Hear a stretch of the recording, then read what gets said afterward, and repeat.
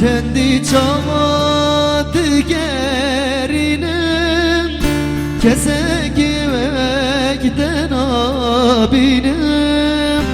pişti beşnate yazram dese bırakı pekine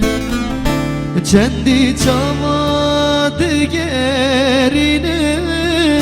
kesek yemekten abinim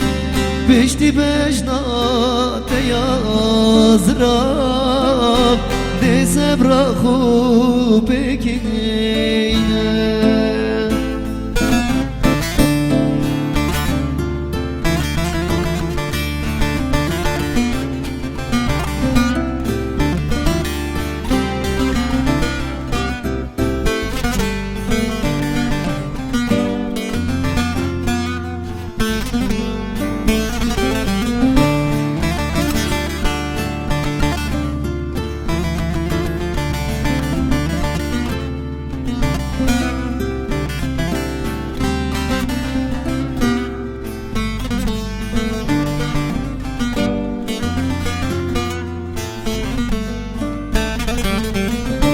Ditna telmin bu yekati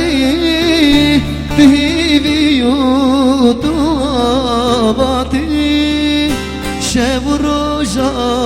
çavere bu Nzabu çitune hati Ditna telmin bu yekati Bihi yutu abadi şevroja çavere bu nzabu çitune hati kendi çabam diğerinim kesek yemekten abinim